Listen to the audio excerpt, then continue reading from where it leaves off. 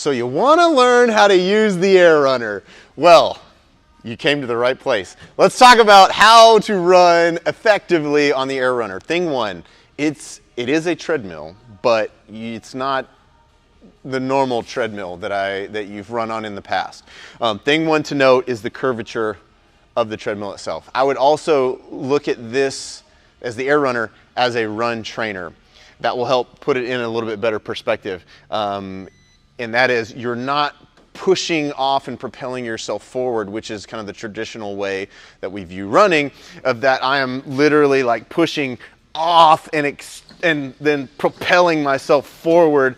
What the Air Runner is going to do is it's going to teach you not to overstride. It's also going to teach you not to heel strike, and that's why I say it's better viewed as a trainer. It's going to teach you how to run proper, and if you're running proper, you're going to be able to maximize your potential on the Air Runner itself.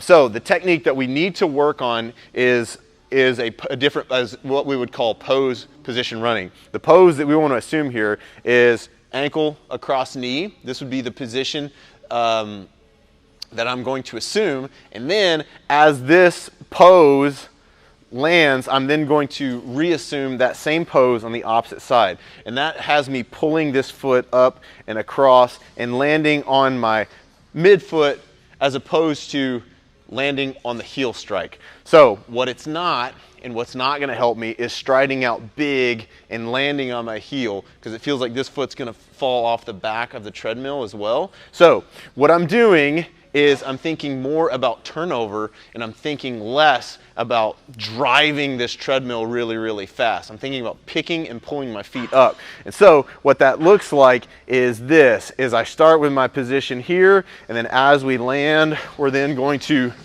re-establish that pose. I'm pulling those feet up and then re-establishing. On your position, anytime your foot lands in front of these uprights is a gas pedal.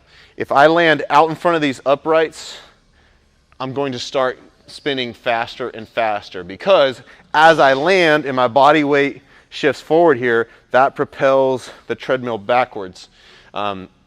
So this foot is landing here, speeds up the turnover, and this foot is again pulling up, coming across, and then landing in the same position over and over and over.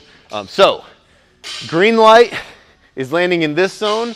The faster I want to run, the higher up I'm going to land. The slower I want to run, the more I want to keep my feet in between the uprights here.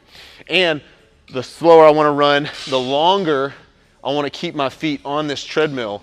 The quicker I can pull this foot back up and off, the faster I'm going to go on the treadmill, right? So I would say, like, here's an example of inefficient running. If I'm just trying to drive the treadmill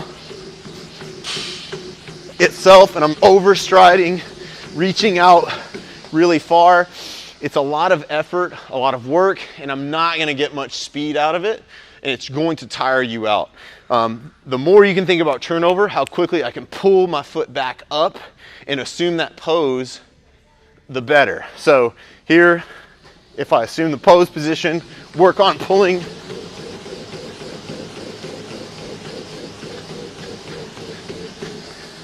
Assuming that pose position, pull the foot up.